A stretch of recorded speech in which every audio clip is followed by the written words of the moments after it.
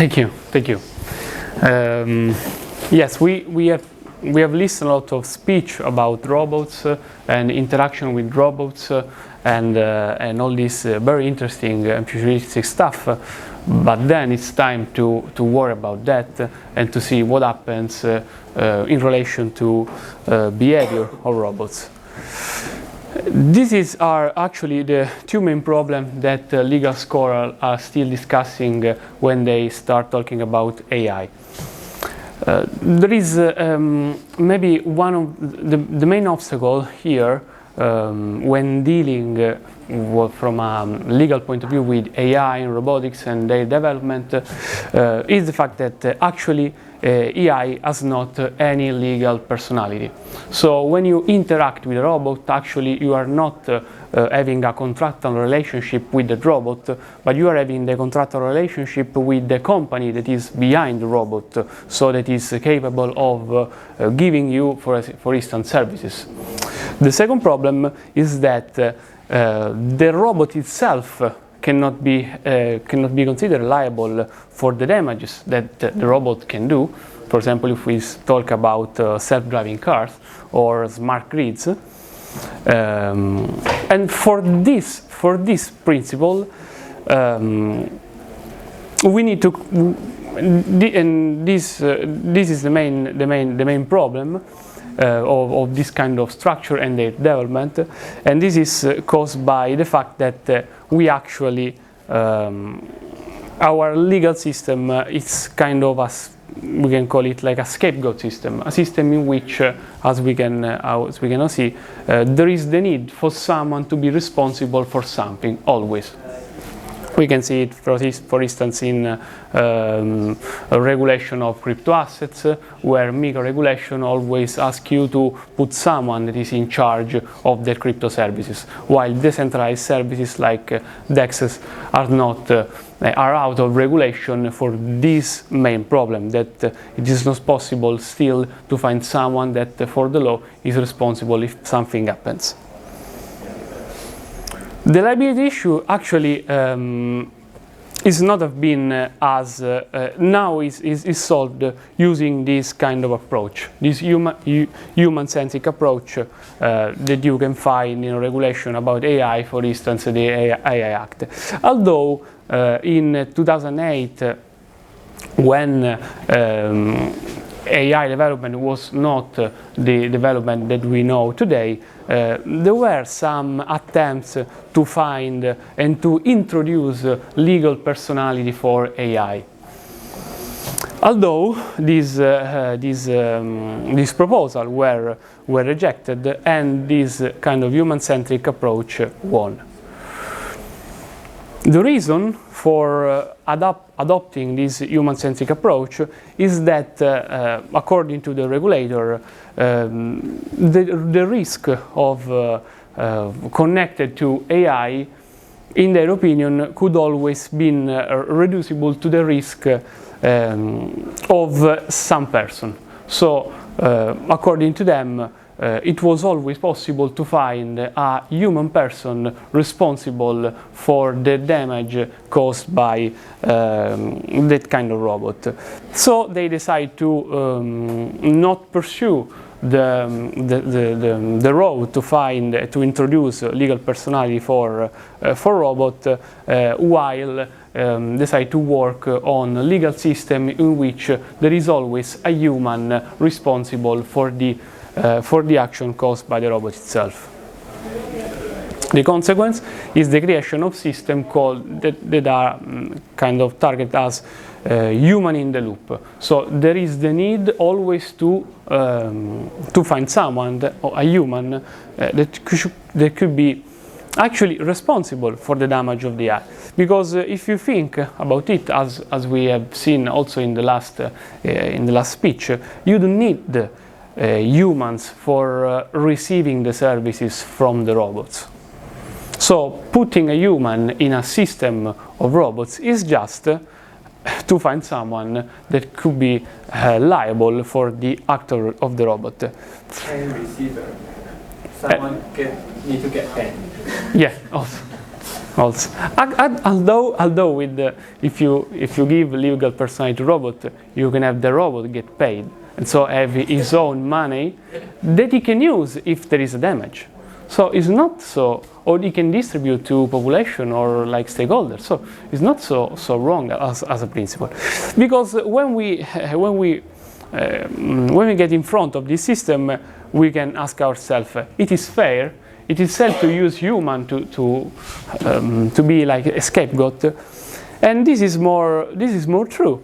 If we consider that also from a legal point of view, it is possible that AI can cut the liability link with the specific robot.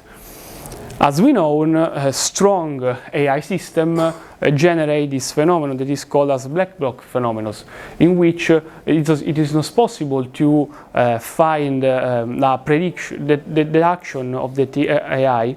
It could not be predicted by ex ante. So if you recognize that strong AI have and create and live within these black box principles, and adopting this scapegoat system, human-centric approach could not be really fair. And this is get worse when we consider decentralized systems. Because when we talk, for instance, about ChatGPT, we know that okay, there is this black box phenomenon, but okay, ChatGPT, the company is making money from the use of the AI, so maybe I can consider the company responsible for the act of the AI. But if we, as we are talking in this conference, recognize the possibility to put AI in a decentralized system in which there is not one main company that could be considered the one that offers the services, but the services in a decentralized. This problem, so this the cut of any kind of legal link between the action of the robot and people and humans is stronger. This means that kind of scapegoat system could be impossible to be implemented, or from also a moral point of view, could be also wrong to pursue this kind of regulatory approach. How can we solve this main problem? There are actually theorized two solutions. The first one is very innovative, and maybe for this reason in the past was not provided, and is giving legal personality to AI. So what we said before, we recognize AI to be a center of rights, and in this way we can interact with them. So we solve the first problem, that is interaction with them, and also the problem of liability in some sense. And this is nothing new in the legal scenario, because if we think about this, companies as legal personality, just from 100 years ago they got legal personality, but companies are alive from the Roman Empire. That is the concept of societas. So just 100 years ago, the legislator, for liability purposes, decided to give legal personality to companies. But we know that companies can be empty, companies can be companies actually that does not exist. There is not something that I can touch that is a company. Or, and this could be kind of more in line with our way of thinking, and this is actually something that we can see, is the possibility to invert, to shift the model. So instead of thinking that the robots, the decentralized system of robots is responsible if there is a damage, we can think at the contrary. So it's the user that, when he decides to interact with the robot,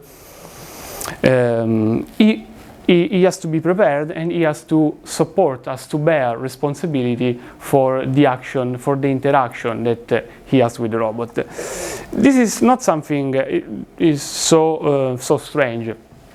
If you think about it, when you use ChatGPT, they today always write at the end of the page, be careful, ChatGPT could be imprecise.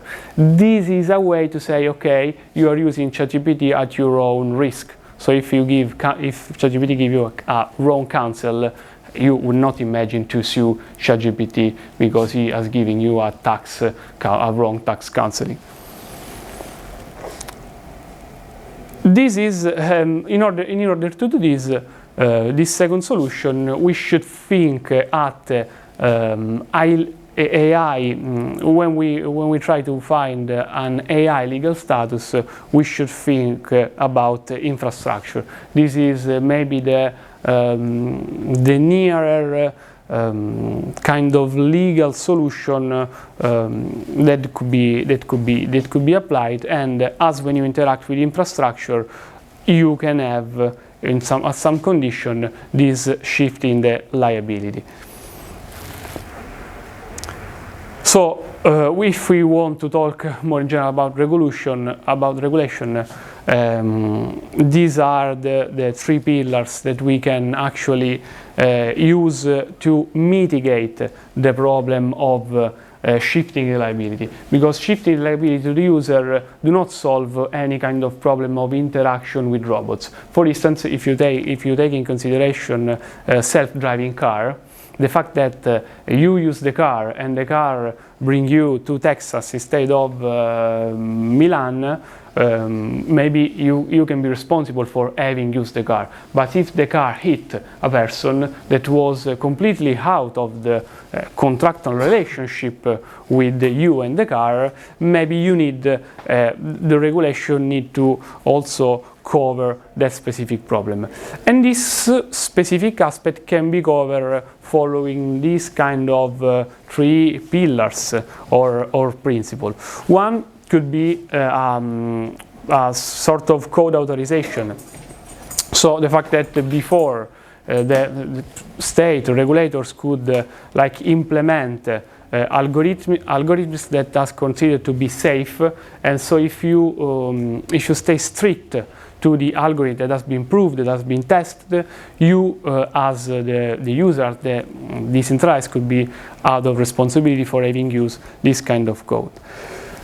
Although this is connected with a kind of authorization label, so you can say, okay, you can use all the code that you want, but if you use this particular kind of code, this particular kind of procedure, I can show people that here this kind of code, the procedure has been used, so people can do proof decision. Although the most important aspect should be the insurance system, because this is it is the only one that can cover for people that are not in the contractual relation but they receive damage from it. It's kind of all.